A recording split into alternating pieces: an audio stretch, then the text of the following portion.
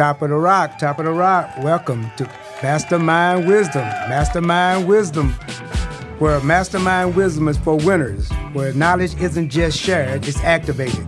Each episode delivers insight that challenges how you think, pushes how you grow, and sharpens how you move through life. So if you're ready to get started with Mastermind Wisdom, mentally, strategically, and personally, let's get started today with Mastermind Wisdom and get all of our people started. And we have a guest today, well, actually not a guest, a friend, welcoming back Mrs. Roxy.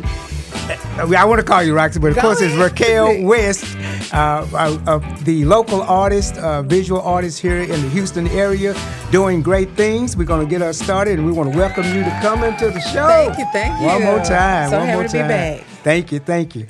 Well, we've been talking and chopping it up, and we want to kind of have some promotion going on, but you and I have had some conversation that based on your art, and you've been doing a lot of things around the Houston area. Matter of fact, you just got off of the Fade to Black. Fade to Black, yeah. Tell us a little bit about that. So I did a visual art activation for the Fade to Black Play Festival, their 2026 Summer Festival, right. Where I was able to provide an activation in the main lobby area just to add that visual art aspect as an accompaniment to the theater arts programming with them. Okay, and when was this? It was actually Juneteenth weekend. It wasn't an official like Juneteenth event, right. but it was that weekend. So the 17th through it was the 18th. I take that back. It was the 18th through the 21st. 21st. Mm-hmm. I saw some of the photographs of it. I wasn't able to make it because I was out for Juneteenth. Mm-hmm.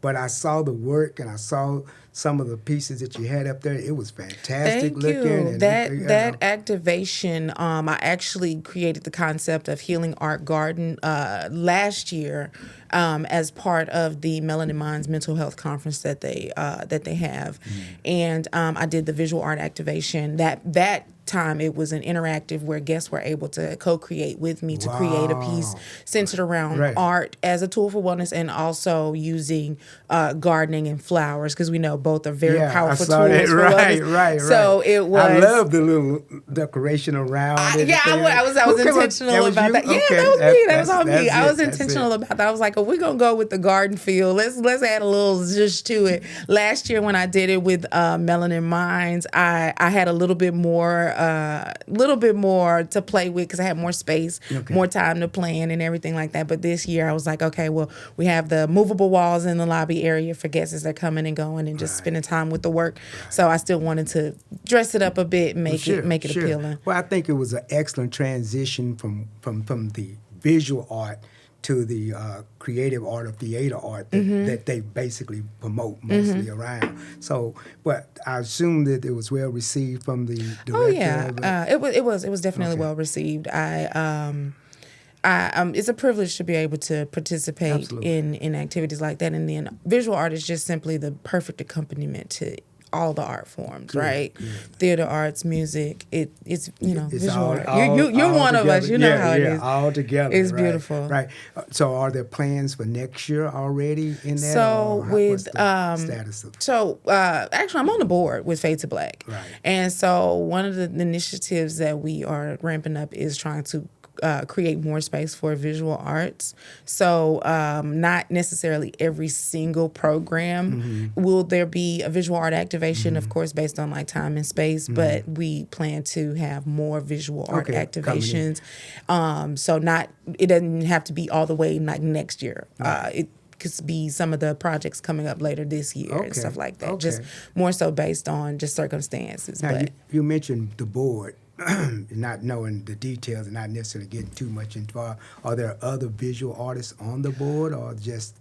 Not that I know of.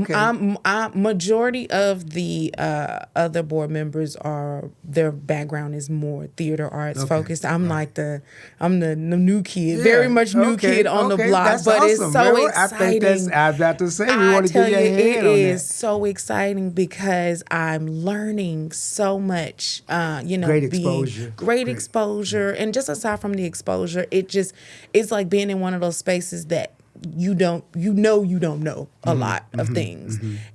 But I'm a student. I am always a student. I consider myself a student of life. So if you put me in a space where I have an opportunity to learn more about what I'm doing or something new, and of course it's the arts, right? Yeah. So my love and relationship with the arts is always going to be deep. So Absolutely. there's an opportunity for me to learn about another art form that I don't have much background in, and it is such a phenomenal experience. Excellent. Like the theater people are cool. Yeah, oh, They're absolutely. so cool. I had an interview with the gentleman just on the last podcast.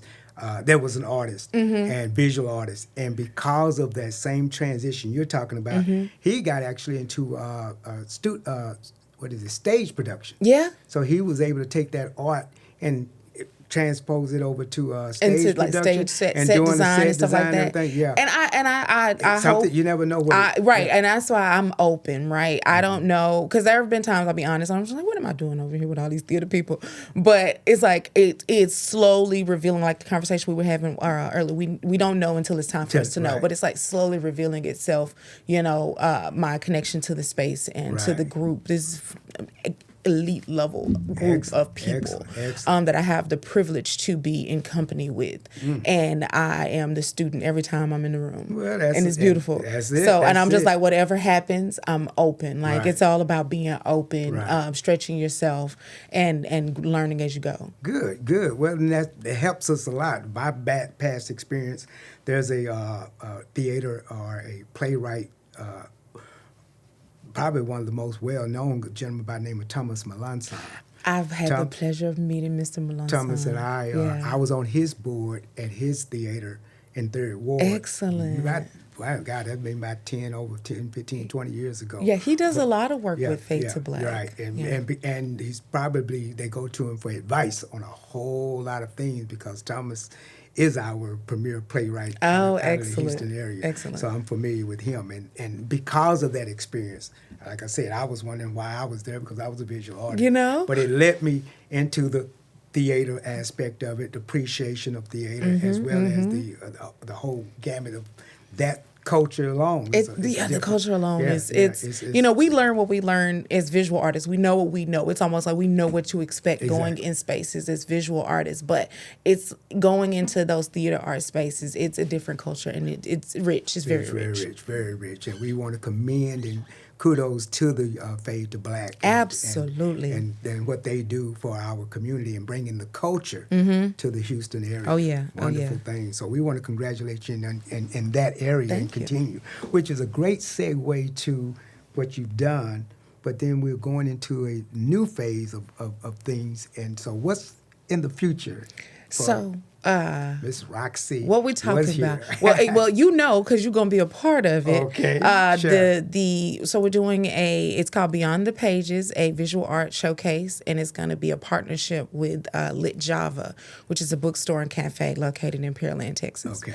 And that is essentially taking space to highlight visual arts in that area, in that community. Because when Houston is so big. Yes, it is. And if we can activate spaces far and wide all over Houston with the visual arts, sign me up. Right. I have an opportunity to partner with Lit Java to present a visual art showcase. It's going to be July 25th. And it'd be a few local artists, myself included, who'll showcase some work. We're going to have someone doing live painting there. And then also we're going to have a quick moderated artist conversation just to kind of get to know some of the artists and learn a bit more about their work. Okay.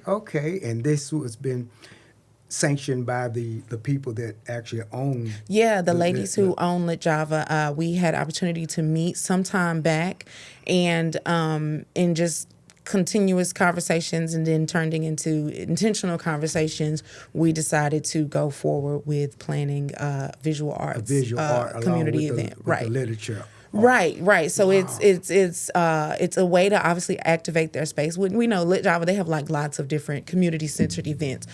This is an opportunity to bring in visual arts as a highlight in one of those events. Excellent. So what we can do is basically invite our audience, I guess, please, to participate and come, because the people what makes all of these things work. Absolutely. We do create the art, we create the spaces, and it is the prayer that people will join us in celebration of the arts, literary and both visual. So at this point right now, I know it's continuously evolving. Mm-hmm. At what point right now are the artists that you do have on board, and what a little bit about them, or Mm-hmm. that maybe our audience will be interested in? What can they expect when they get there? Well, what we can expect. So, for one, I'll speak about my artist comrade, Mark Arsenault. He is a brilliant artist, and he does live painting. So he's going on the spot. On the spot, yeah. So you're going to get on the spot live painting at this particular event that you're putting on. Yeah, that's phenomenal. He agreed to come through for us and great. Do some live painting. So that is going to be a wonderful experience. I've had the pleasure of, like, when I first got out and got started in Houston in the arts, he was one of the first people I met.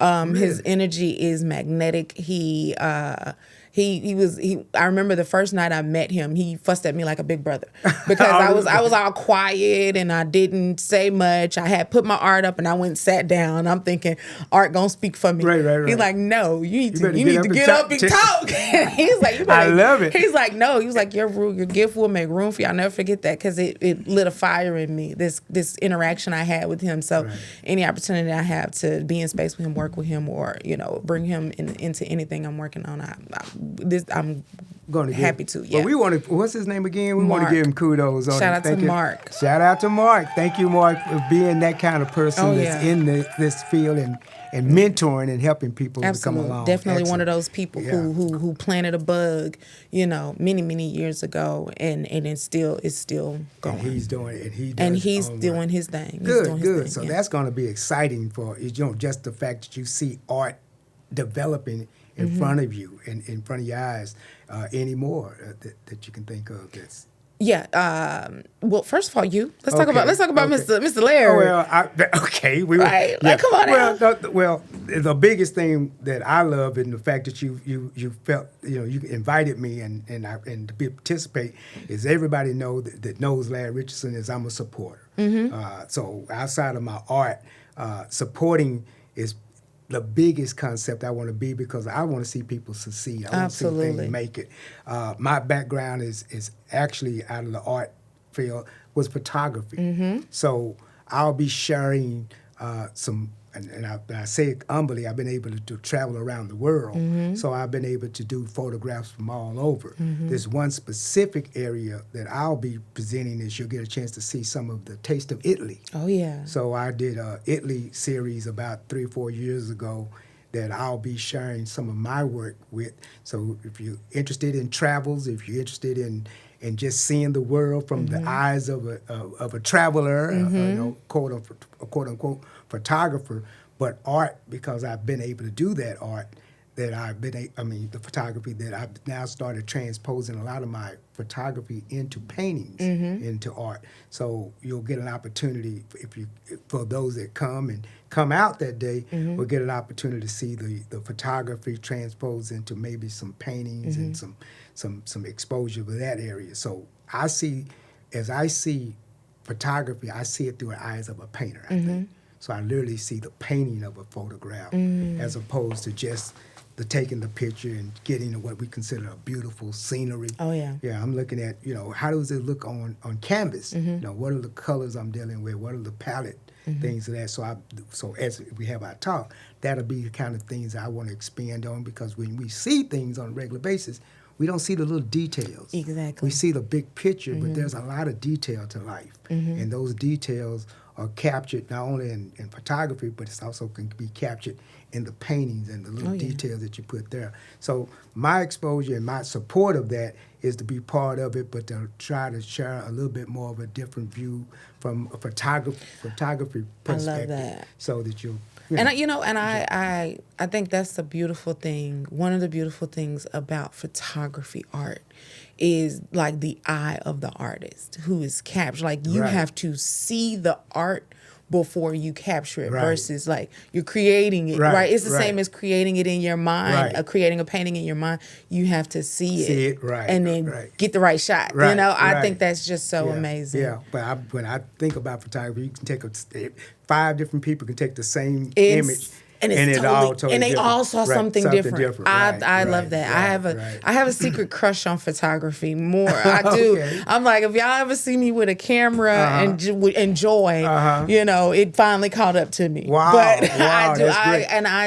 I love like trees and scenes and sunsets, stuff like that. Well, so. you made a great point because over the years now, when I started in photography, I was darkroom photographer. Okay. I had the dark room, I had the chemicals. I fell in love with all of the. Yeah. I would get into a dark room like about 5 or 6 in the morning, which was dark, and when I got out, it was dark. Oh, man, so I was you like, was in it. because I had all of my stuff, you know, all over the place and everything. So as time progressed, of course, technology is taking over. Right. So the digital world is really there, Right. this, as opposed to the creative aspect that you would. I think it different is. And I'm learning this word now. Post-production versus pre-production. Now we're into a lot of post-production because now we have the digital camera. We can take the picture quickly and then we can maneuver it and we can manipulate it because we can do it before we actually get the picture out. Right. We used to do that a lot with our photography in the old days, but we also worked with it on post-production afterward when we got it because we were able to do other things to it. But the technology now gives you an opportunity to do it quicker, faster, yeah. and but like I said, it's the individual that makes the difference. Oh, yeah. In your photography. So we hopefully that you had to excite some of our listeners and some of the people that may not have the thinking about going out to look at this lit and visual artists, but recognizes that everybody has a story. Absolutely. And you want to listen and hear the stories behind the art. And that's what you're going to get. And the perfect thing about that is the stories, right? You have the stories with the art in a space full of stories, right? That's amazing, right? Good observation. And that's the thing. And so hopefully we get to use this as an opportunity to also activate the literary space that people come in and they're enjoying because they have lots of work from local authors in their space as well. So from the Houston area. Yeah, from the Houston area. So you get to come in and you support the local authors